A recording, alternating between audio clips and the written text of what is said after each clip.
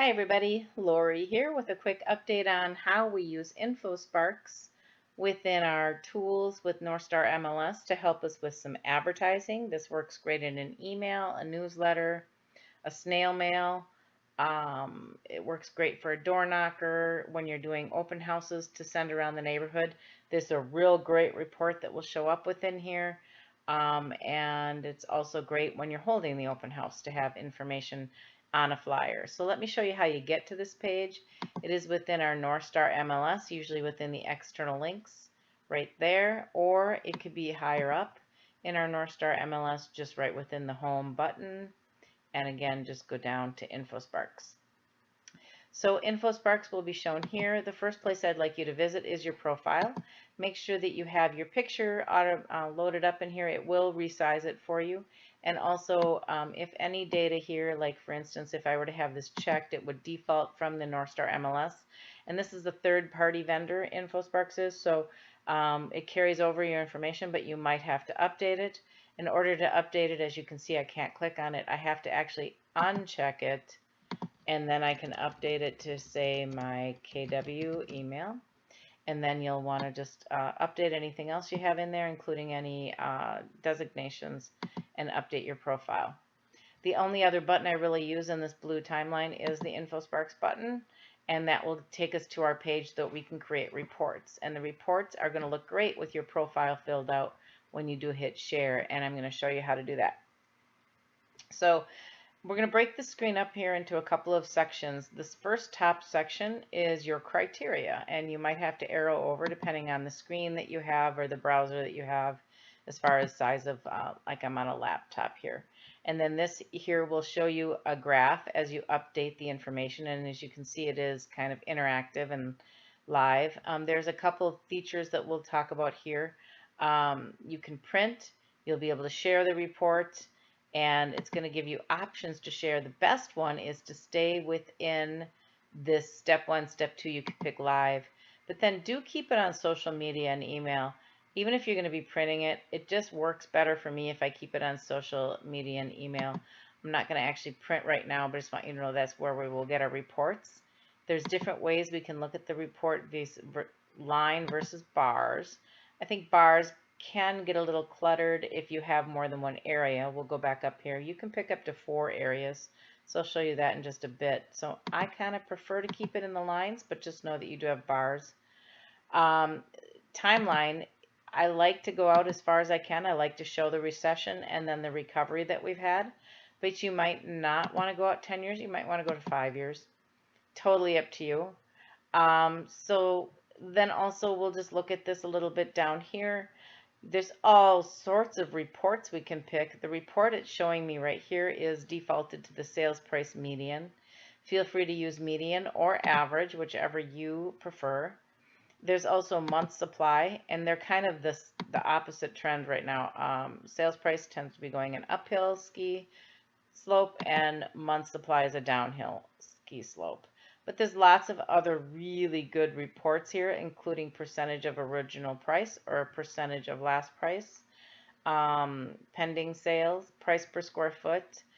I will admit these two are my favorite. So if we were to do a sales price average for, let's pick some areas here. So if we had the Twin Cities region versus, let's say, Anoka County. Let's pick county. I do want to caution you to make sure you're comparing apples to apples here. So a region is a big enough area where I think we could compare it to a county, but you wouldn't want to then put in a school district here. So if I type in, say, Hennepin County, I could have tried to pick a school district, and school districts are real great to do as long as you're doing school district to school district, or postal code to postal code, or county to county, community to community. I think we can put county in with the region. I think that'll work just fine. So I'm going to put that in there. And then I'll put one more county in here. As soon as you click, the Twin Cities should go away. And just because I have a place out in Wright County, I'll pick Wright County. And so you can see the different colors here. Obviously, Hennepin County goes a little higher even than the general Twin Cities, because that would be considered, we should actually pull in maybe something out of St. Paul. So let's go Ramsey County.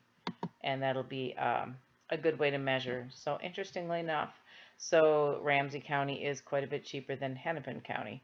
And so you wouldn't really know that unless you pulled this graph. So also then you have additional criteria. So if I kept all price ranges, but I went, typically I go single family home, I will go previously owned, and I will do traditional when I'm just trying to come up with a straight formula. But it would be real fun here to actually look at what if I was doing just waterfront, if I was looking at private waterfront only. And here we have the colors matched up here. They also will match up to here. So the blue and the purple are very close together. So we have the Twin Cities and Ramsey County that are real similar here in their trends for the last, I've got it on a 5-year mark here. We have Hennepin County that is definitely the higher dollar, and then we have Anoka County, which is much lesser valued right now. So if I took Twin Cities out of here and I change this to my Wright County, or you could do Sherburne County, that would be a good comparison as well. So now you've got blue, oh, it didn't take it, let me try that again.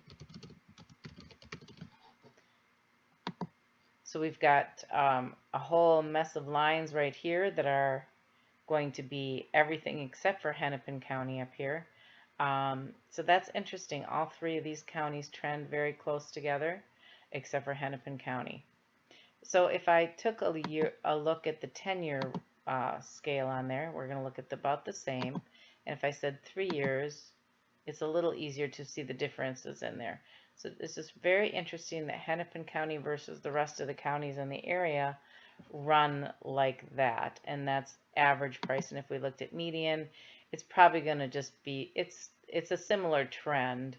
A median is oftentimes a very useful thing to use. So that's just very interesting that I happen to have checked that on private waterfront, but you don't need to. Let's go ahead. Did it take it on private waterfront? It may have skewed it. Let me take it at 10 years and see what that looks like. There we go. So that's some interesting statistics. I don't know. I kind of like it. If you didn't want, you could just take all water types and then you'd have the normal Twin Cities values here, just like that. So I'm going to go ahead and leave it with private waterfront because I think it's kind of fun. And I'm going to show you what the report looks like. Now I'm going to keep it at the 10-year mark. Oh, we can look at a different report here and see what month supply looks like. And so as you can see, they're all kind of hurting for listings. We weren't real surprised with that. All right, let's go back to sales price, average. And it looks like Hennepin County is really trending up right now. It looks like Ramsey County is trending up a little bit. Anoka might be trending down a little bit. Wright County is where the values are right now, right? You can get the most bang for your buck out in Wright County. So if I go to my share button, I will go ahead and look at the report. Live just means that if I were to post that to social media, it will actually update that graph based on the criteria every single day from here going forward. So I kind of like to take that one. Here's my URL that we'll grab, but I'll first look at it in a window. And that's what the report looks like when you actually use it in a social media. And it's nice because it continues to be interactive based on the date range that you're pulling. And also people can go ahead and share it when they see it out on there, out on the post. So, and they can share it here too. So it's a very nice post. If you're not able to get it to get to a URL, I don't know if you can see on my screen right now, but I do have a snipping tool.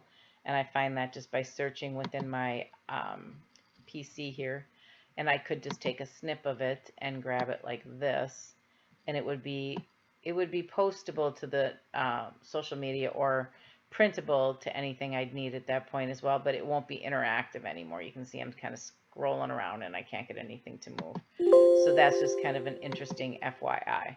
So what I would do is either grab this URL here, or as we were saying within this code here, it's the same code. So we would just copy this with the Control-C, and we could post that within an email and have the link go live. It could be within a social media post. It posts pretty well. And also, again, just a print. So I'm going to go ahead and close this. And if we were to just look at a printing possibility here, it will go ahead and just give it in a PDF, a nice big PDF. Or if I shrink down my screen a little bit, you can see that I went a little too far. But again, it's not interactive. It's just a really great printable graph that's very customized to you and very good material.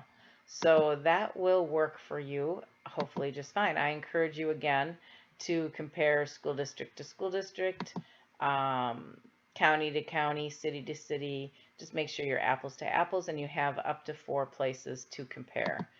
Just for the sake of showing you, it gets a little crazy when you put them all into bars. That's just hard to read, and it only gives us a 3-year. I don't even know if it'll give us it won't go any further than 3 because it's going to be too much. So anyways, I just hope that that is helpful to you, and that you can use this when you're doing an open house, or if you are doing circle prospecting or any kind of a mailer at all. Infosparks will be there to help you. If you have any questions, just reach out to me at Laurie Knutson, laurie.knutson@gmail.com, and we'll talk to you later. Thanks.